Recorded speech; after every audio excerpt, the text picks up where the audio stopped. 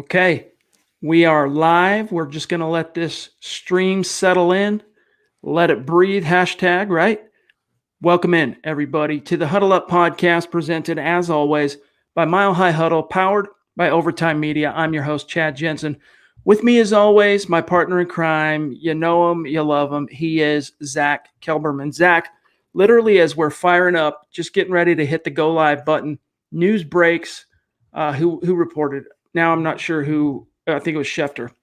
The Denver Broncos, according to Adam Schefter, it has since been confirmed by other Denver-sourced reporters, has reached an agreement on a one-year deal with Jeremiah Attachu, who the Broncos kind of brought in as a midseason mercenary in the wake of the Bradley Chubb injury last year. And he went on to make quite a sizable impact down the stretch. Once he settled in, once he kind of got a feel for Fangio's scheme, 3.5 sacks. Your gut reaction?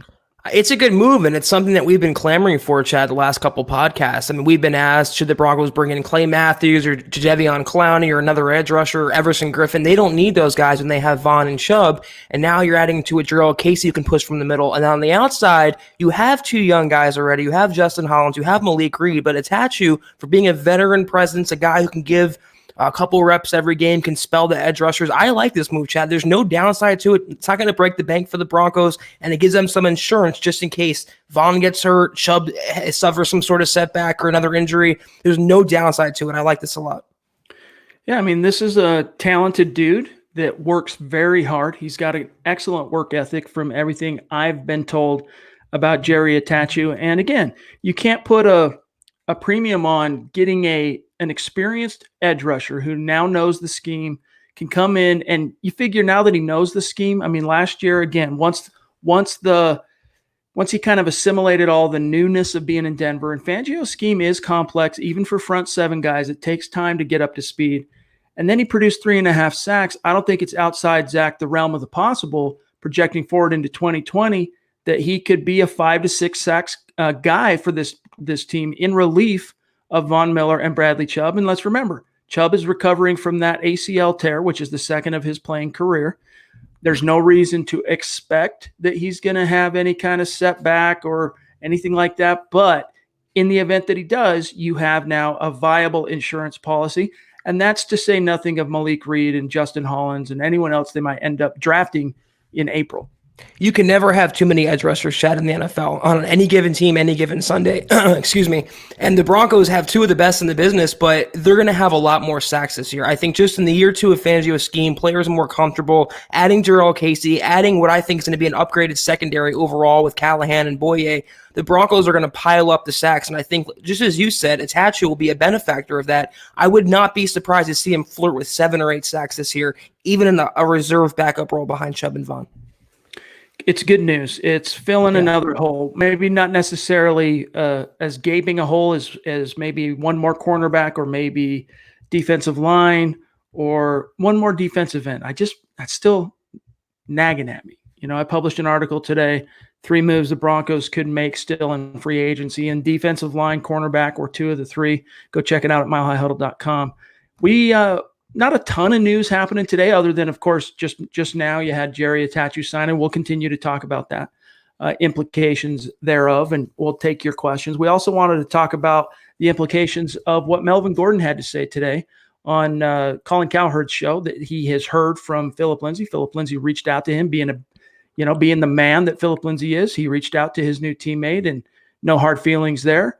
And what that really means, we're going to get into that. But first, guys, I just want to welcome in everybody that has been hanging out in the room. Shooter, Buana, Noble Young, Stoney, Robert, the list goes on. Andrew, Derek, it's good to see you guys. Thanks for hanging out and getting the conversation started.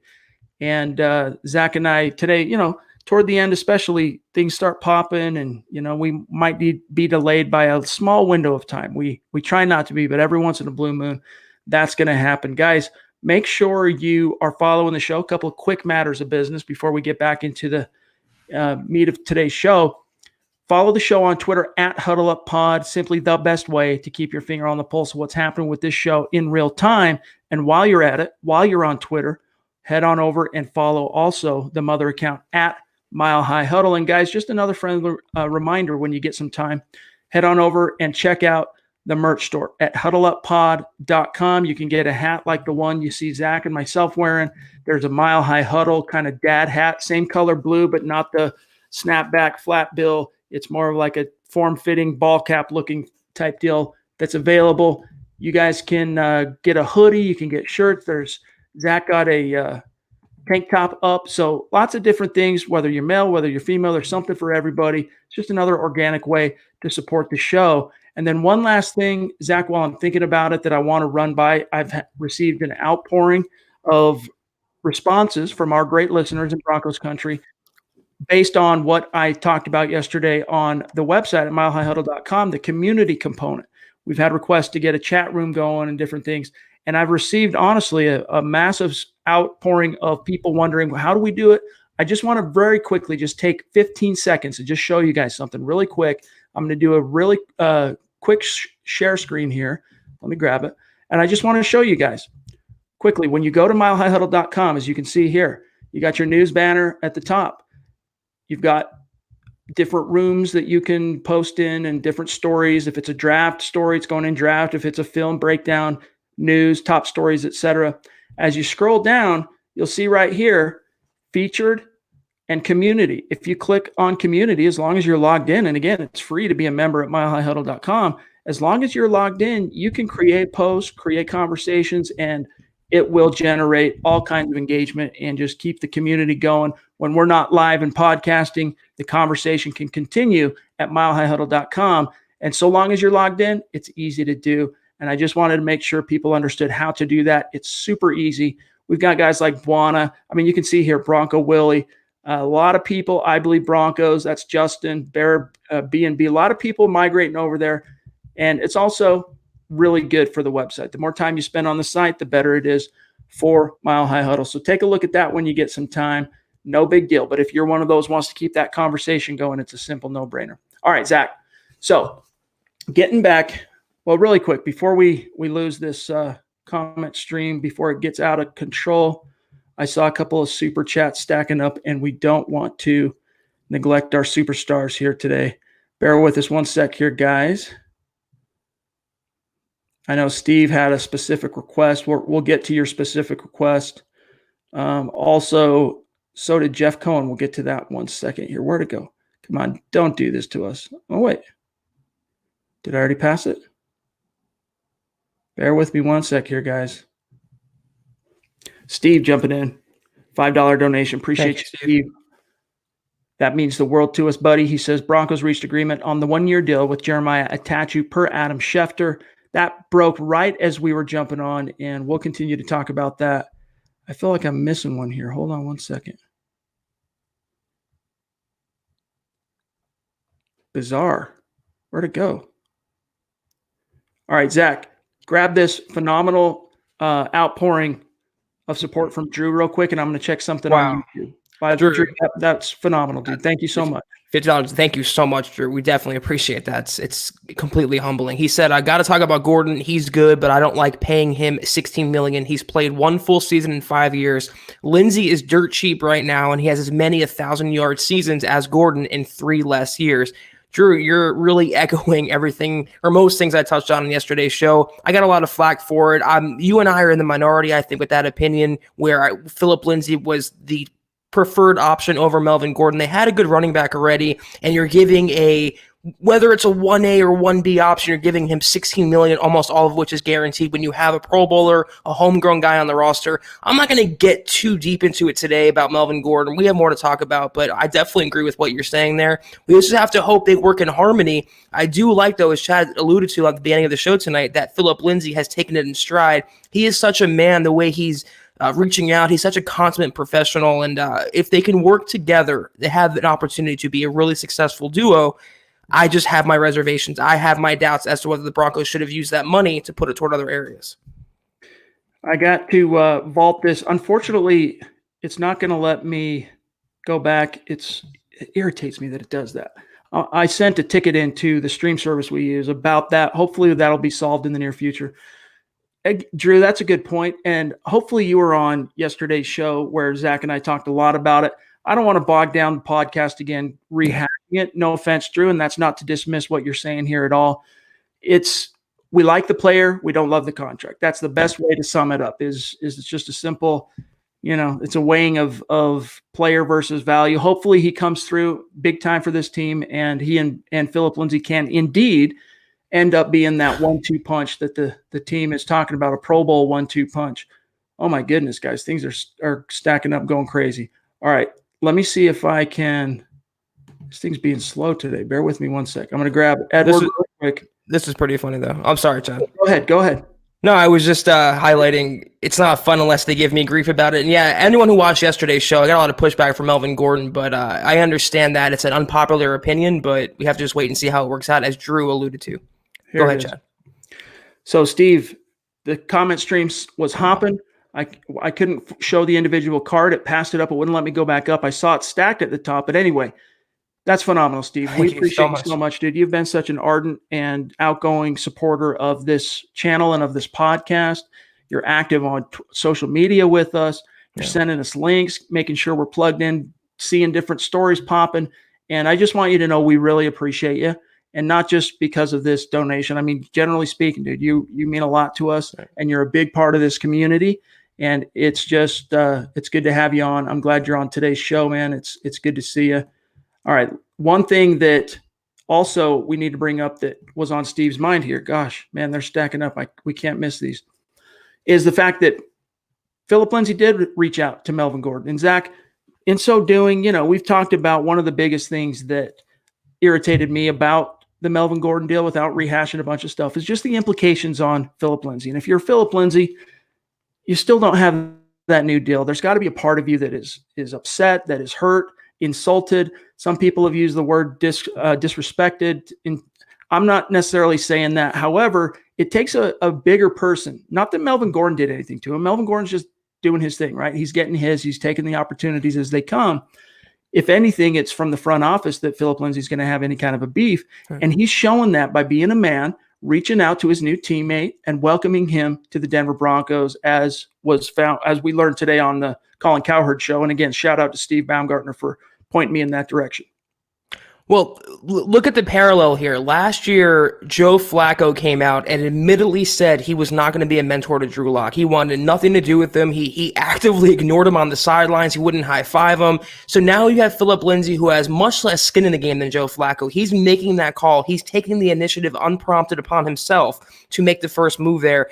And for someone like Phillip Lindsay, I don't worry about the disrespect angle too much or him feeling burdened. He knows nothing but that, Chet. He knows nothing what it's like to have chips on his shoulder. Not just one, but a whole bag of Doritos right there on his shoulders. And he knows he has to overcome this like he overcame everything else in his career, college-wise, professionally, the depth chart, the players in front of him. He's constantly had to face competition, whether that was Royce Freeman, whether that's Devontae Booker, whoever's in the backfield, Theo Riddick last year temporarily with him, he's always overcome that. And I think it'll make him a better player from that perspective. I just hope by association, he's not taken off of the field to put Melvin Gordon on the field. I don't want to lose that playmaking ability. That's where I fall short with this from. I don't want to take Phillip Lindsay off the field when he's your best offensive player. He is your spark plug. Melvin Gordon's a good running back, but to me, he doesn't offer the same things from a game-breaking perspective nowadays as Phillip Lindsay can offer.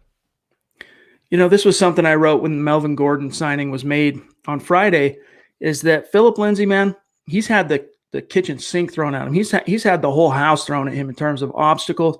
Not one yet in his career has been great enough to keep him off the field, right? He's found a way to persevere, battled through depth charts, battled through not even getting invited to the combine, not getting drafted, starting at the very bottom of a Broncos running back depth chart, and by midseason climbing up to be the guy, Pro Bowl. The rest is history.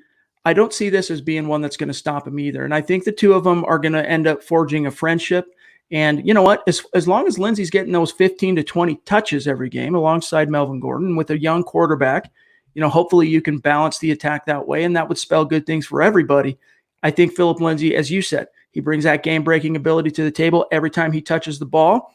And I'm hoping that with Pat Shurmur in the fold, there are going to be more creative and cutting-edge ways of getting him that ball, maybe more in space to where he can utilize his speed and explosiveness and short area quickness to gash the defense and make some big plays. Jeff jumps in, $5 donation. Appreciate you, Jeff. Itachu back on board. You guys think the Denver Broncos are putting out hype about Ruggs as a diversion, sleight of hand because they want someone else? Hashtag state of being. And Jeff, appreciate you, bro. What he's speaking to, in case you guys missed it, is the Broncos. I don't know. I saw it on Twitter today, something about maybe it was a mock draft roundup or something that experts, media are saying we're going to take Henry Ruggs in the first round. What do you guys think? Whatnot. They are talking about it, oddly. Now, granted, the people running Denver Broncos media and the people running Denver Broncos social media are not necessarily the same people making football decisions for this team. However, one hand washes the other. They're not going to go out on a limb if the football side is telling them to not do this or don't let this get out or don't exasperate this issue. They're not going to. So I think that is, Zach, an issue, Henry Ruggs, as a possible likely target in round one that the team is comfortable being out there. I don't think they can even hide their interest in him at this point, Chad. Everyone knows around the NFL they need another receiver. Everyone knows it's a stat class, and everyone knows that if there's one guy to drop, it might be Henry Ruggs to number 15, or they might move up for him. I wouldn't look at this or read into this as the Broncos trying to play games or have smoke screens. They would only be playing themselves if they did that. They need a receiver desperately, and my bigger indication was they didn't even touch that position at all, Chad, in free agency. They were leaving that and offensive line or tackle specifically untouched until the draft. So all indications right now still point to it being either Ruggs or Lamb or Judy or Mims or someone coming next month. Jake Gerard jumps in on Super Chat. Appreciate you, brother. You. And Jake, if you're on Twitter, let me know. Either reach out to me or in the comment stream. Hopefully I can see it. And let me know what your handle is so that we can tag you after this podcast. He says, hey, guys, if we don't sign a corner, do you think we will draft more than 2 in the draft? Zach, what's your answer? I don't think more than 2. I think 2 would be a good number. It can be stacked or staggered in the second and 4th, third and 5th. I don't think it's going to be 3 cornerbacks. They don't need that many. They have 2 really solid guys. They have a young guy that they're hype on, and they still have Yadam, who, if he's a number 4, you can do worse than having him there, just not as a starter. So 2 cornerbacks most for me, but I would not put that above the other positions more than a tackle or more than a receiver, more than a guard or a center. They're going to get a corner. I just prefer one of those guys, if they're getting 2, is a veteran like a Mukamara and not have to rely on 2 inexperienced rookies. For what it's worth, Bashad Breeland is also still out there. Logan Ryan is still out there. I'm not in love with the idea of Logan Ryan. I like the idea of Bashad Breeland, though. And, of course, Prince Mukamara would be a plug-and-play scheme fit for Vic Fangio and Ed Donatel. Blake wants to know on YouTube, he says, I'm finally able to get live. Sorry for missing so many live pods. Hey, it's all good, dude. But if we don't go receiver in the first round, would going Javon Kinlaw be our best bet? Great pod, guys. Thank you for all you guys do. No, thank you, Blake. Thank you, Blake. I would be, honestly, I know this is a semi-controversial take, and I mean, even the Broncos seem to have a preference, obviously, in terms of the messaging we just talked about. But I would prefer Javon Kinlaw over Henry Ruggs. Now, crucify me, put me up there. I understand if that's not what you want to hear, but I think they can get, and this was something that who was it? The Move the Sticks podcast talked about, that the third round of this year's draft is going to be replete with stud wide receivers. So if they're saying early day 2, second round, third round is going to be replete with impact wide receivers, I'm saying go get a guy like Javon Kinlaw in the first round to be your long-term starting 5-tech. He might not be able to make the same impact out of the gates that maybe a different position would. We don't know that for sure, but just going off of tradition, it kind of takes D-line guys a little bit longer to turn the corner. So you're not necessarily jumping leaps and bounds out of the gates in the short term, say, than you would if you were going with Draymond Jones as a starter in year 2. But over time, over a 2 or 3 year window, Javon Kinlaw has the skill set and the potential to end up being the best defensive lineman in this class. No disrespect to Derek Brown. It's kind of like last year when the Titans got Jeffrey Simmons, and he came on late, and he blossomed at that time for them, and it was seen as a steal because he fell a little bit in the draft. The same thing for Kinlaw would apply. He's my preference, Chad, among non-offensive players, a realistic preference. I prefer a receiver first. I just think this class is too top-heavy, and I would want that premier guy to be with Drew Lock for the long term. If not a receiver, I wouldn't mind a tackle like Tristan Wirfs, maybe Becton. Then you go to defense, though. Kinlaw is my guy at 15. If it comes to that, I would not cry at all. He has the potential to be just a monster next to Jarrell Casey, next to Mike Purcell, middle of that defense. A lot, though, would have to do with Derek Wolfe status. If they bring him back, I don't think they would go defensive line that high in the draft. They want to get Draymond Jones a shot apparently in a bigger role this year. But if they don't sign Derek Wolfe, they don't sign Shelby Harris, they have a need there, I would not cry at all if Ken lost the pick. Astro TM, I don't know if you're making a joke. We appreciate the donation. We have flogged that horse to death up to this point. Stu jumping in from the top rope with a massive donation. Freaking Mount Rushmore himself, Stu McPeak of the Mile High Huddle community. We love you, brother. Hope everything's going okay in the friendly skies of these United States. And by the way, we finally started getting a semi-positive message from the federal government today with regard to what's happening with COVID-19. I don't want to bog down the podcast going necessarily down that train of thought, Zach, but it was more positive messaging today, which, we're on, we got 7 days of the 15 days to limit the spread in under our belts. And it makes me a little bit more hopeful that by the time we get through this coming weekend, we'll start having some better news in terms of, opening things back up. And Stu, I know that affects you as a pilot. So we're hoping you're hanging in there and everything's okay. I can't remember what country it was. I don't know which Asian country, but they actually reduced their crisis level, their emergency level today to this. And they had rush hour traffic for the first time in a couple months. In Italy, a couple days ago, their cases, they reported less deaths or less new cases. So I don't want to say we're definitely not in the clear and this is not good and everything can't return to normal right now. But Chad and I think, are optimistic more so than most that we will have normalcy soon. We will have a season. We'll all get back to living our lives without this social distancing and all this other stuff going on. And Stu, your donation in these times, everyone's donation, everyone's interaction, everyone's commitment to us and devotion to our podcast through these times is even more appreciated. It's so humbling and there are no words to describe it. It's just pure appreciation and gratitude. And I can speak for Chad when I say that. I mean, after each podcast, last night after our podcast, Zach and I just sat and chit-chatted for 15 minutes and we were just both stunned and, figuratively pinching each other through this screen going, how lucky are we? How blessed are we? What a phenomenal fan base is Broncos country. What an outgoing listenership and community do we have. Guys like James Dean right here. Prayers up for you indeed, my friend. He says, hey guys, I really want to donate, but I have bad news about my job due to the coronavirus. I need to really watch my money. I love you guys. Pray for me, please. Whatever you do, I really need it. Prayers up for sure, James. You'll be in our thoughts and prayers, and each and every one of you who are going through, everyone's going through anxiety right now. Some are being a little bit more affected on the economic level than others with regard to their jobs.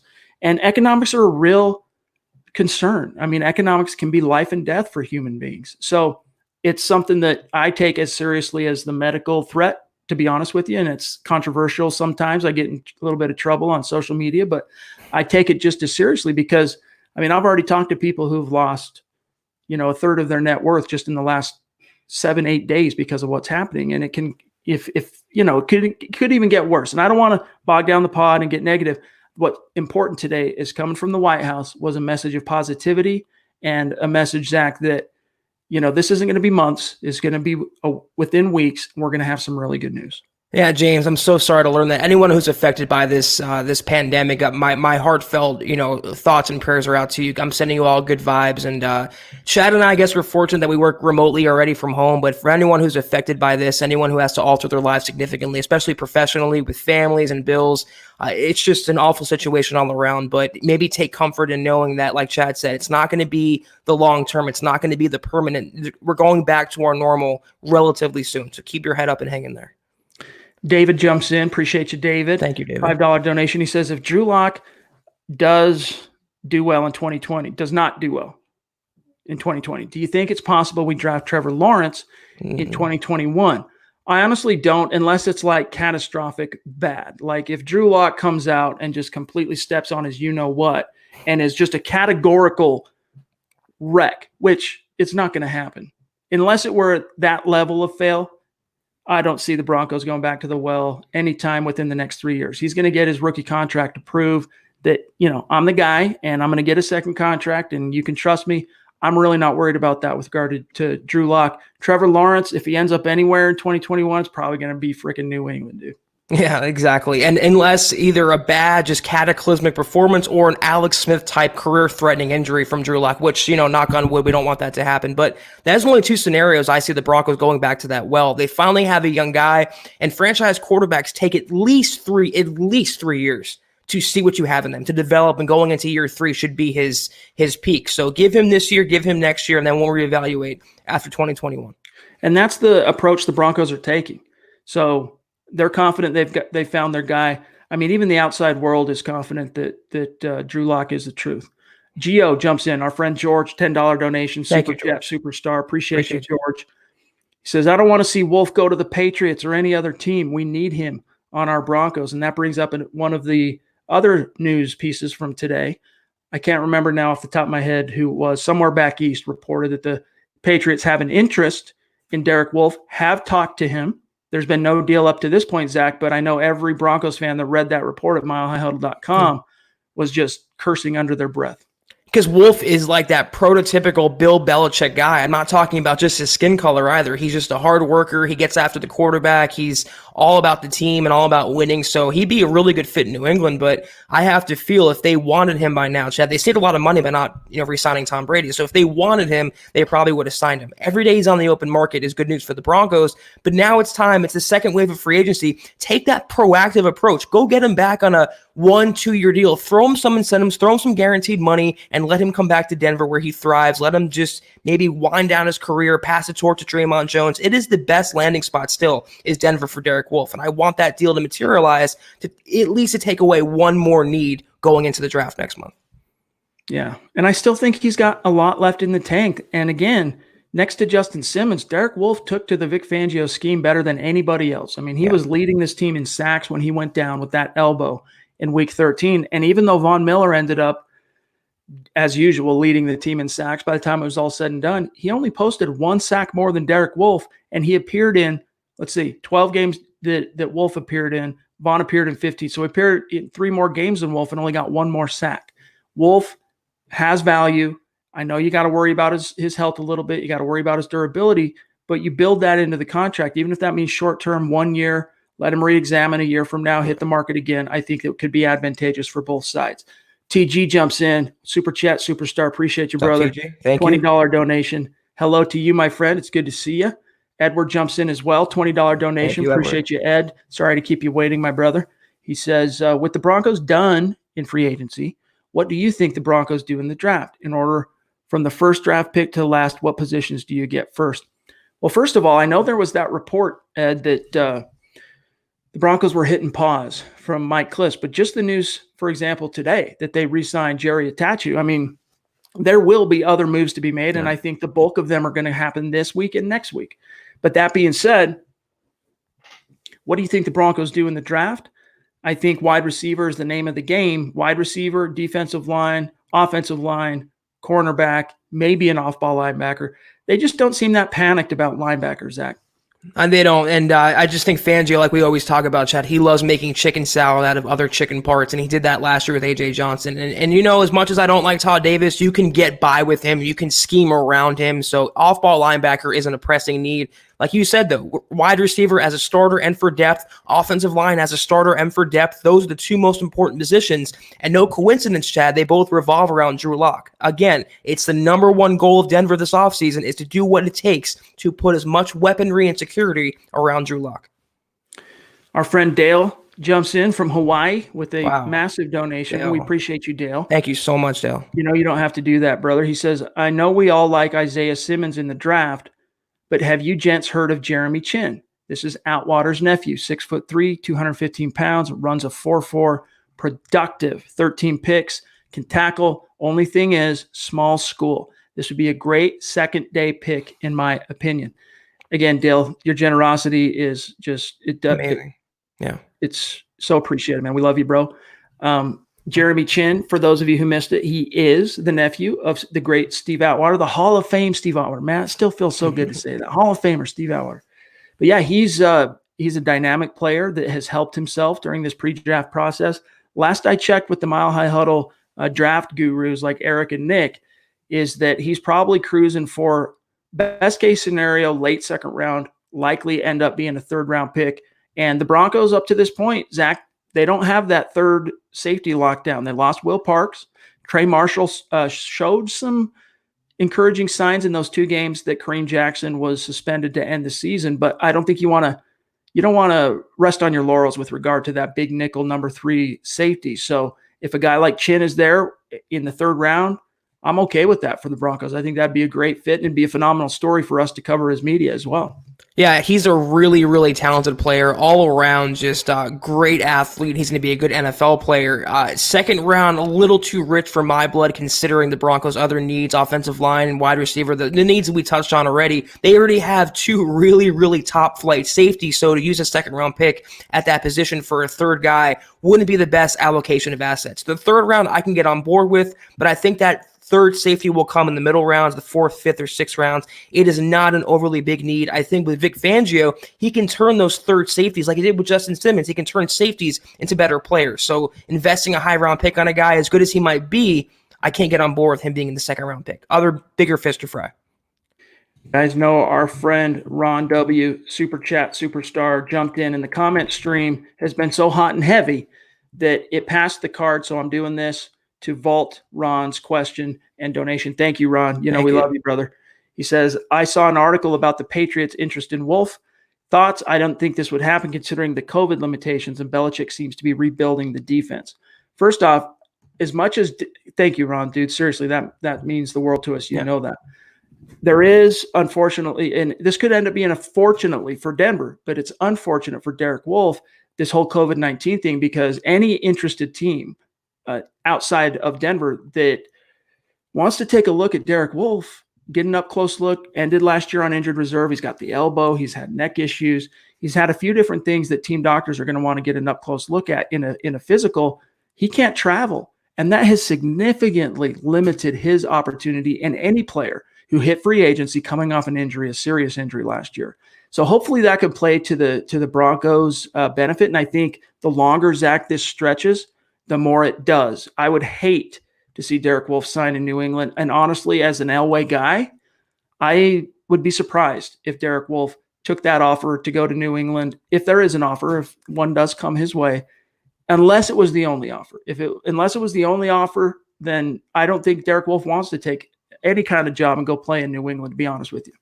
A little housekeeping note. I just banned that troll for anyone who's wondering in the comments. We had that Big Drox guy was just dropping it. I don't know if he's a Chiefs fan or what, but he's not there anymore. So take some comfort in that. In terms of Derek Wolfe, I agree with you, Chad. The Broncos, this is where they have an advantage. Their doctors know Derek Wolfe's, status. They know his injury. They know his medical history. They have that on file already. The Patriots don't. 30 other NFL teams don't. So that's what the Broncos, if they want him back, they can get him back right now. I think he can pass a physical. And I think that is exactly the reason why no other team has pulled the trigger on Derek Wolfe, because he's so injury prone. He's unreliable in that sense. And he's dealt with his fair share of career threatening ailments. I just think it has to happen. They need another starting defensive end. He's on the open market. So come back on a relatively cheap deal. It just makes too much sense to me. Astro TM jumped back in, and this is the last one, I believe, that the comment stream passed up. If not, we'll see. But he wants to know, appreciate the donation again, Astro Thank TM. You, yes. The Broncos are done in free agency. What do you grade them? If they're done, I really don't think they're done. Honestly, I've said that now a couple times. I think there will be a couple of more moves made, minor moves. I'm talking second, third wave, probably third wave. And hopefully Derek Wolfe is one of them. But as far as an overall grade, we touched on this a little bit yesterday, Zach. Our grade on the Denver Broncos was their free agent period so far, talking the 2 trades, getting AJ Bouye, getting Jarrell Casey on top of the signings, let's say Monday through Thursday was, for me, it was high B's, B+. And then what changed with Melvin Gordon, and then kind of a questionable decision on Nick Van Nett, the tight end, on Saturday, brought that to low C. That's basically where we're at. And we pretty much share a brain on that. Low C overall, but maybe, Zach, as we get farther away from kind of the sticker shock of the Melvin Gordon deal, that can climb back up. We'll see. The optimistic me, I'll give it a B-. I do like this Itachi move, Chad. It's not a championship, difference making move, but I do like the Broncos bringing back some depth, and he did play well last year. I just like the Jarrell Casey trade so much. He had a great quote today on the Jim Rome show. Go on my Twitter account for anyone who wants to see it. He's so pumped about coming to Denver. He's so excited to get after quarterbacks. He's really genuinely happy to team with Von Miller and Bradley Chubb. This is one guy who's going to immediately change the whole complexion of the defense. And the Broncos got a 5-time Pro Bowler for a 7th-round draft pick. They got a former All-Pro cornerback for a 4th-round draft pick. Those 2 moves alone, Chad, were A-pluses to me. They made some other good moves in Jeff Driscoll, Graham Glasgow. I'm going to in the B- B range for me, and that's even with me despising the Melvin Gordon move, me hating the Nick Van Eck move.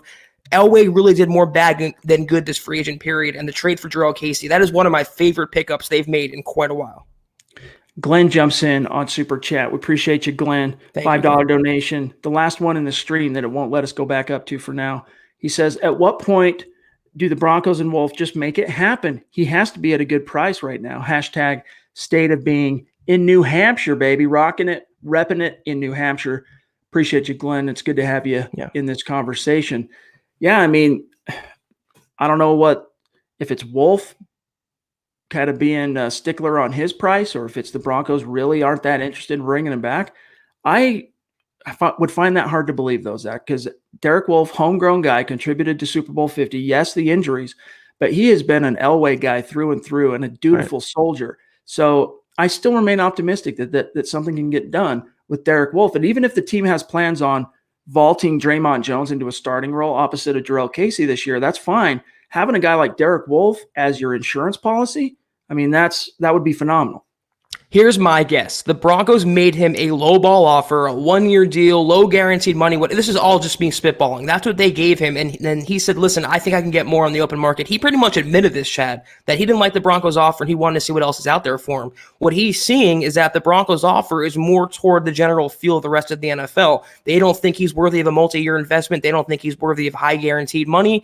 And he has to maybe come back to the Broncos with his tail between his legs. I don't think Derek Wolf being a prideful guy, John Elway being a prideful guy, neither one wants to say uncle. So until one of them does, until they reach some sort of compromise, we're going to see Derek Wolf on the open market. I just hope he doesn't get snatched up. I hope another team doesn't take a chance on him because he's the perfect, like you mentioned, Chad. I don't want Draymond Jones starting in a full-time role just yet. He has great potential. He showed well last year. He's just not ready for me to be a full-time guy. I want Derek Wolf to be the one to pass that torch to him. Have Jarrell Casey, have Mike Purcell. That's a great defensive line. And you have the veteran, you have the youth, you have the perfect mix. That's just my preference. And I think the Broncos, I thought they were on board with that as well.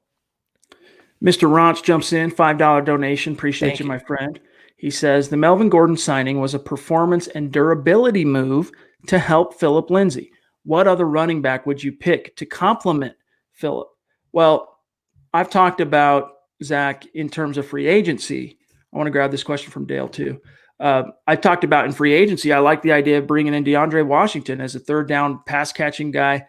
But obviously, Pat Shurmur has different ideas. And your point is actually right on. I think that's one of the big reasons why the Broncos went out and paid that money to Melvin Gordon to get a high-quality running back, because they do want to preserve Phillip Lindsay, and they want to be able to have a complementary 1-2 attack.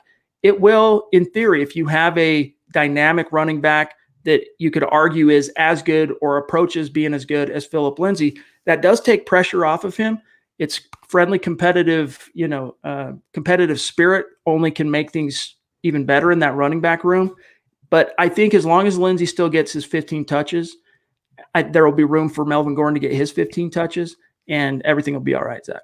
Well, here's what I'll say again. If you want a breather back, fine. If you want to spell him, fine. If you want a pass catching back, fine. Did you have to spend $16 million for that guy? And when you already have Phillip Lindsay, who you've kind of teased with re-signing to a new deal, that's just my biggest thing. This draft class, Chad, it might not be top heavy with running backs, but it is loaded in the middle rounds with pass catching backs, good fast backs, powerful backs, the Zach Mosses of the world. Those are what the Broncos could have got at a fraction of the cost. You could have kept Phillip Lindsay, the guy. You still could have spelled him. You could have had a tandem with Royce Freeman, brought them all in the game. I just don't like you're picking up another running back and spending 13.5 guaranteed when you have other holes throughout the roster. That's where I separate from that idea.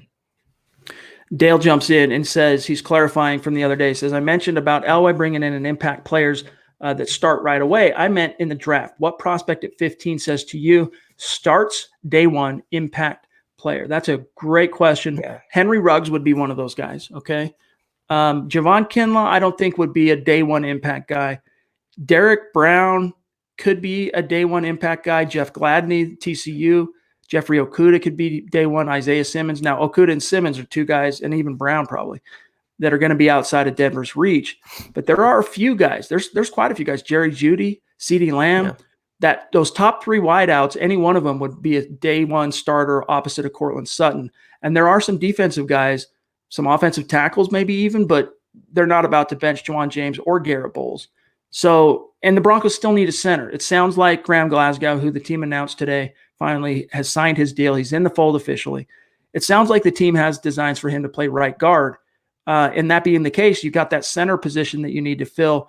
There are a couple of guys I could project as day one starters there, including Lloyd Cushenberry from LSU, Cesar Ruiz from Michigan, Tyler Biadasz from Wisconsin are three names to keep an eye on. So there are plenty of guys out there, Dale. And Zach, it's just a matter of, pick your poison. What's your priority if you're the Denver Broncos? And it sounds like it's wide receiver. Yeah, it took the words right from my mouth, Chad. Any of these top 3, 4, 5 wide receivers of the Broncos draft one, they be instant day one starters. I wouldn't say that about Ken Law. I wouldn't say that about a Becton or a Tristan Wirfs, unless maybe Wirfs would start over Garrett Bowles, but even so, they have their tackles in place. They get a center, they get a cornerback, they'd be day one contributors. A wide receiver would be the biggest starter, the biggest benefactor from that. So if you're looking for a specific answer, among the positions they're targeting, a wide receiver would have the immediate biggest impact for the Broncos in 2020. Yeah, as much as I might not want to admit it, it's probably true. Christy jumps in from the top rope, showing her dedication. That's amazing. We love you. We appreciate you. You don't have to do that. And up there amongst the Mile High Huddle Mount Rushmore, we appreciate you, Christy. Much love to you. Hope you're doing okay out there and everything's kosher for you. And by the way, any of our listeners out there, if there's anything we can ever do for you, please reach out and let us know during this time that's just got everybody anxious as all get out. Thanks, Christy. Joseph jumps in, $10 donation. Appreciate you, Joe. He says, is Wilkinson our starting right guard, or do we keep Glasgow there and draft a center? # state of being. Where are you at, Joseph? I'm curious where you're at in the world, my friend, being that Broncos country is not a geographic location. It is a state of being. So I'm curious where you're at, though. Wilkinson is going to be the swing guy unless the team suddenly decides to play Glasgow at center. Now, the team has options, Zach, because Glasgow has double-digit starts in his career at both left guard, center, and right guard. So it just comes down to how the personnel dominoes fall for this team. I think it's probably a safe bet to say he's going to end up as the right guard, and the center is either going to be a drafted rookie or Patrick Morris, who happens to be kind of a pet project of Mike Munchak, a holdover from his time in Pittsburgh that the Broncos were able to add to the roster off the waiver wire on December 3rd, just this past season. So keep an eye on him. I got more on board with Glasgow because I thought he was going to be center. Then you had Wilkinson as the right guard for peanuts. Now it makes the Melvin Gordon signing even worse to me because you still need a starter along the offensive line for your franchise quarterback, and you're giving $16 million to a running back. So I would prefer Glasgow play center. I'd prefer the Broncos not have a rookie on a pretty young, not very cohesive offensive line with Juwan James and Garrett Bowles, and they're replacing Leary and McGovern. So yeah, I wanted the Broncos to put him at center, but we'll have to see where they go in the draft for a guard, Chad. Speaking of state of being, Terry jumps in from up in Canada. Appreciate you, Terry. $10 donation. Thank you. So consistent. One of our true Super Chat superstars. He says, this is for my Broncos brothers and sisters that aren't able. Dude, that means a lot, Terry. Thank you very much, my friend. That's amazing. That's phenomenal. So consistent, so outgoing. We love you.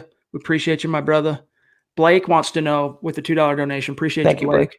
What do you guys think of Benito Jones? Great pod. Benito Jones, isn't that the big tackle from Ole Miss, if I'm not mistaken? I like him. And what I know about him, I haven't spent a lot of time watching him, his tape on YouTube. However, what I've studied on him from his scouting report, from things like Eric Trickle's published at milehighhuddle.com, different things, he's a solid guy, but he's probably a day 3 prospect, defensive tackle. Maybe you could play him at defensive end in base packages, but solid player, Zach. Yeah, I can't say I'm a Benito Jones expert, Chad, but if they're targeting someone as a developmental player on day 3, he certainly should be a Broncos target. And he might end up going before that, but last I checked, that's where Trickle, for example, had him projected, if I'm not mistaken. And if I am mistaken, I'll let Eric correct that record. Nad Ludlow jumps in with a $2 donation, rocking the Carl Mecklenburg Avi in his profile pic. That's awesome, buddy. Heads up, everyone. We'll all get through it. Yes, sir. Agreed, man. That's a message of hope, and that's what I am clinging to right now. That's what I am all about, is turning the ship around, getting out of this. Optimism, baby. Love it, Nad. Duke jumps in. Super chat, superstar, $10 donation. Thank you, Duke. Sharing my Bronco love. We appreciate you, Duke. That's amazing. And I was looking in the stream. I couldn't see if you had shared your Twitter handle. I don't know if you were on Twitter or not, but if you are, let me know so that we can tag you after the podcast. All of our super chat superstars, we want to know what your Twitter handles are. Let's grab some non-super chats here. We want to balance it out for everybody. Miller 707 champ on YouTube. Zach, Denver always is and always will be number one. Casey, not even in their shadow. You obviously have nothing better to do. I was talking about the troll, paying attention to the Broncos for a reason. Stay scared and have a good day. You know, there's something to be said about, as a fan base, having class. All right. I don't remember. I wasn't exactly policing the issue. However, as someone who has managed a big Broncos website and a few big Broncos social media accounts, I have seen the way Broncos country as world champions reacted to division rivals and outside teams following Super Bowl 50. And they weren't the type to try and rub anybody's nose in it and try and be a troll and trigger reactions. That's the sign of a low-class fan. Now, I'm not calling Chiefs Kingdom low class, but I think Broncos country is better than that, Zach. And let me just say as well that losers don't have haters. So if the Broncos have haters right now, it means they're doing something right. It means they're still a formidable franchise. They're not that far removed from being world champions. And they've had more overall success this last decade or last 30, 40 years than the Chiefs did before this past season. So it's just, that's how it's always going to be in the NFL. You're always going to have rival fans. But I tend to agree with what Chad said. You don't see the beating of the chest like you do with Chiefs fans and Raiders fans. And you're going to hear a lot more of it, unfortunately, because the Chiefs just won the Super Bowl, but just have to take it in stride, I guess. Well, one of the things about it is, act like you've been there before. The Broncos have been there before. That's a good point. Several times. They've been to 8 Super Bowls. All right. Now, of course, we haven't won them all. 3 and 5 in the Super Bowl. We all know that. However, the Broncos fans, I think, operate from a position of act like you've been there before. This is uncharted waters for Kansas City Chiefs fans. They've never been on top of the mountain. This is all new to them. So you're going to have idiot trolls like that. That are going to give him a bad name. Trevor jumps in with a question. He says, or at least a comment. He says, we need to get Rashad Perriman before we hit the draft. That way, if we miss on Ruggs, we still have a burner with 4.28 speed. I'm not sure Trevor Perriman, he might have once ran, 4.28. I'm not sure about that. But even if he did at one point run that quickly, there's a pretty good chance he doesn't quite have that speed. I have said, Zach, that I'd be open to it. I know you're a lot less high on the idea of bringing in Perriman. If it was a 1-year kind of close to vet minimum, I don't think he's going to get much better than that. He's still languishing out there on the open market, probably going to end up being a third-wave guy. If you can get him in here for a relative team-friendly type of deal, I'd be all for him as a kind of fallback option. I think he could make an impact as a 3 or 4 in Denver. Well, knowing Elway, he'll give him $20 million guarantee, Chad, so we have to just hope it's a 1-year prove-it deal. I don't like the idea of, I said this about running back, I said this about other positions, I don't like the idea of wasting money on a veteran receiver. If you miss out on Ruggs, there's still Judy, there's still Lamb, there's still Mims, there's still Reagor. There are so many good receivers in this draft class. I would not want to dump any money into that position. The Broncos haven't so far for a reason when it's such a historically deep class this year. So Perriman, to me, he can keep languishing. All right, guys. Let's grab this one here from Brian, dude. You don't have to do that, man. You really don't have to super chat. You are right now. You're the record holder. You're all time. You're up there on the Mount Rushmore. We love you. We appreciate you. And by the way, Brian, I think you're not. Last we checked with you, you weren't on Twitter. If you are on Twitter, will you let us know so that we can start tagging you after the show? We do put your name in those tweets, but it'd be cool to be able to tag you as well, my friend. Zach, let's grab a couple more, and then we'll wind this down and get out of here for tonight. Derek Wright, $5 donation. Appreciate you, Derek. He says, when things go wrong, give it to Gordon, and he'll make the problems go away. So, Zach, again, there's a lot of fans that are happy and optimistic and excited. Melvin Gordon, a 2-time Pro Bowler, former first-round pick, number 15 overall in the draft, Wisconsin guy. Derek Wright is trying to see the silver lining in the Melvin Gordon edition. I mean, he'll make the problem go away or he'll go away and hold out. It's one of the two for Melvin Gordon. So I remain a little skeptical of the move. It's going to take a lot for me to be on board with the Broncos giving up that much money when they had other holes to fill, but I'll be the first one to eat crow as well if I'm wrong. We'll just have to wait until September, hopefully, and see how it shakes out. And there is, honestly, he's a good player. He really is a good player. I think he'll end up making an impact. I just don't know if it's going to be worthy of that $13.5 million guaranteed, Zach. That's where I'm at. Speaking of, let me grab this from Jeff real quick. Jeff, it's shot by your super chat card, so I'm going to just put you on the screen like this, my friend.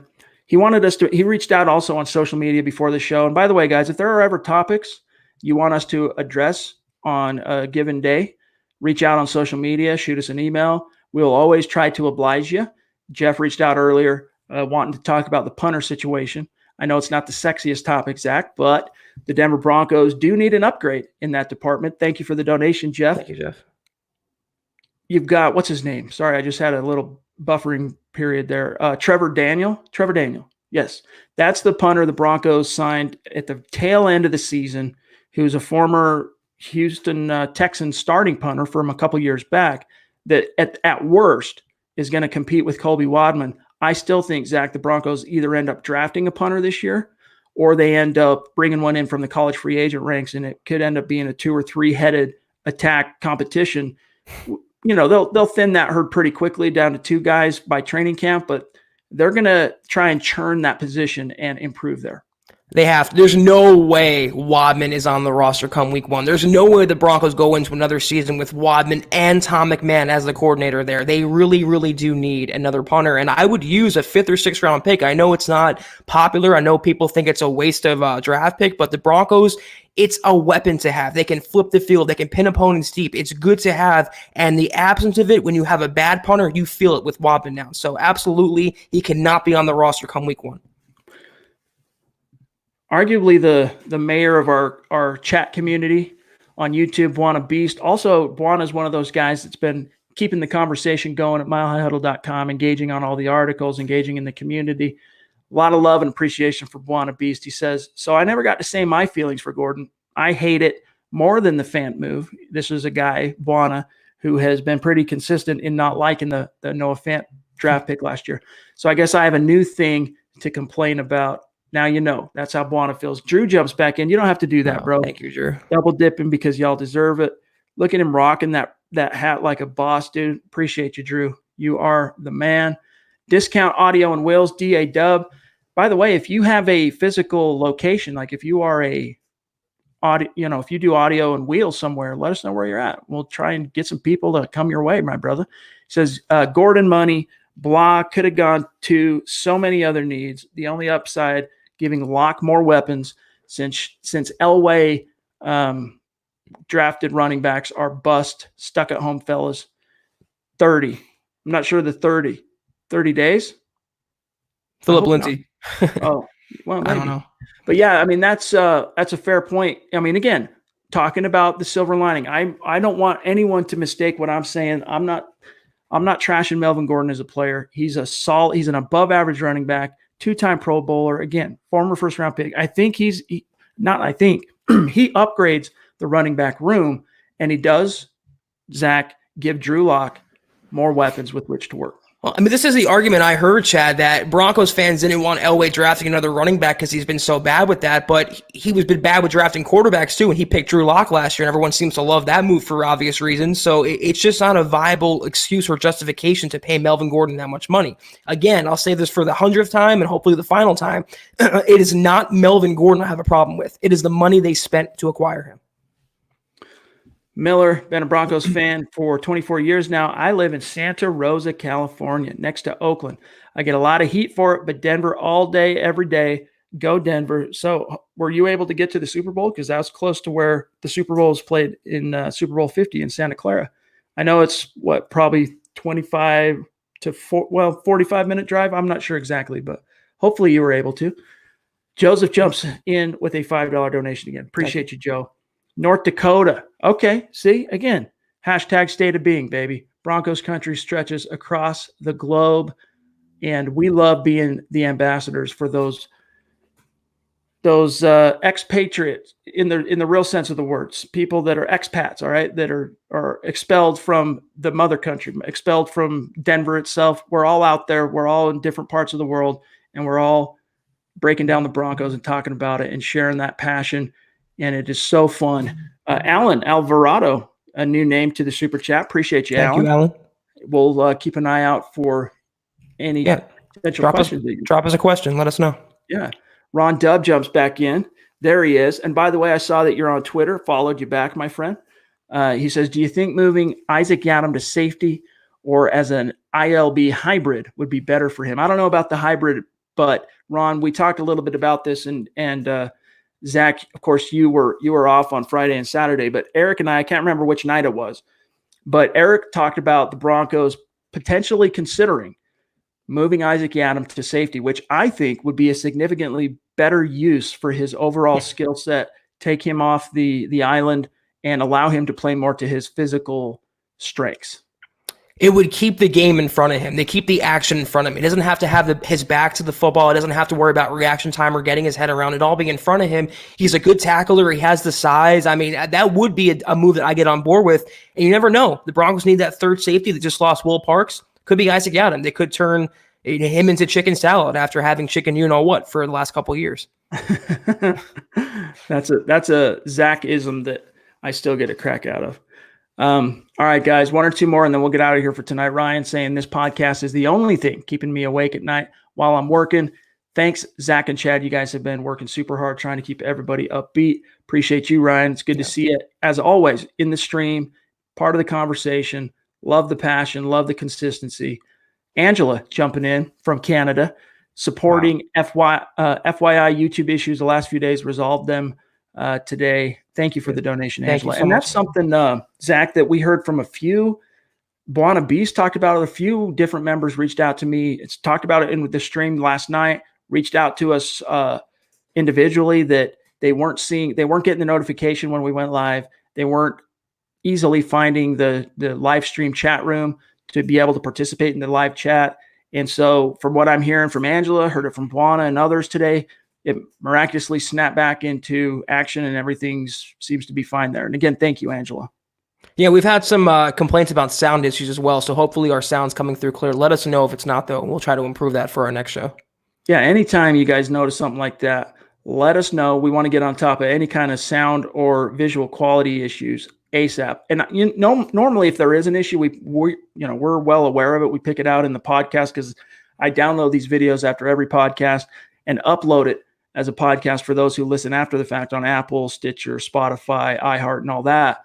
And usually if there's an audio issue, I can identify it and I pick it out there, but I haven't noticed anything lately. So if I did miss something, by all means, let us know. James, you don't have to do that, bro. You're going through some uncertain times. You don't have to do that. And by the way, you still haven't reached out to us, dog. We need your physical address, dude. milehighhuddle@gmail.com. Do it today. Appreciate your donation. You didn't have to do that. He says, we need to just use Spencer. Teach him to run routes. Talking about Deontay Spencer, the Pro Bowl alternate wide receiver, Zach. Yeah, it worked out well for Brendan Langley last year, didn't it, Chad? Moving him to wide receiver. It just takes more than just running really fast. So as much as, his speed is an asset, but they need hands too. They need route running ability. And you're going to find that guy in the first round of the draft more than likely. Yeah, we were talking about that today. Black Knight wanted to know about just an opinion on the Redskins acquiring Kyle Allen via trade from Carolina, which was one of the few little pieces of news across the NFL that broke today. And again, make sure that's one of the reasons why we tell you, follow us on Twitter. The conversation continues outside of these podcasts, whether it's at milehighhuddle.com, whether it's on social media. We want to and love hearing from you guys. So again, there's a reason we're telling you, follow us on Twitter. But guys, that's got to do it for today's Huddle Up podcast. Thanks to everybody who has joined us live, everyone on Facebook, everyone on YouTube, participating in the stream, Periscope. We're even streaming now to Twitch. We'll see what happens with that. We have zero presence on Twitch, so we're just kind of streaming into the abyss at this point. We'll see if anything comes back to us, but we're just trying to get the podcast out to as many members of Broncos country as possible. And again, guys, Yeah, so Suede was having a problem too, not being able to find the pod. So, geez. Anyway, guys, thank you for joining us. A mile-high salute to each and every one of our Super Chat superstars. You know we love you. You know we appreciate you. We're going to be off tomorrow night, Zach and I. However, you will get a fresh episode, a live pod of Building the Broncos. Get to hear from Nick and Carl and check in with those guys, see what's going on there. In the meantime, also, again, here's how you follow us on Twitter, the main show account, which Zach and I respond to, at Huddle Up Pod, the main channel account at Mile High Huddle on Twitter. And you can see here individually where to follow Zach at Kelberman NFL, myself at Chad and Jensen. And Zach, just like our listeners, I hope you have a great start to your week, bro. And we'll be back in the saddle Wednesday night. You too, my man. And hopefully we have some news to talk about. Maybe Derek Wolf's re-signing or Prince of Mukamar, or just some general news around the world. Just hang in there, guys. Be sure to wash your hands. Don't touch your face. And we'll get through this together. There we go, baby. First verified listener viewer. There it is. Live on Twitch. Good to see you. Slim Jim Tiny Tim 1. Nice handle there, buddy. Kind of a tongue twister. Anyway, thanks again, everybody. We'll be back Wednesday night, 6:15 Mountain, 8:15 Eastern, as per usual. Until then, stay safe, stay hopeful, stay optimistic, stay positive, and we will see you guys then. For Zach,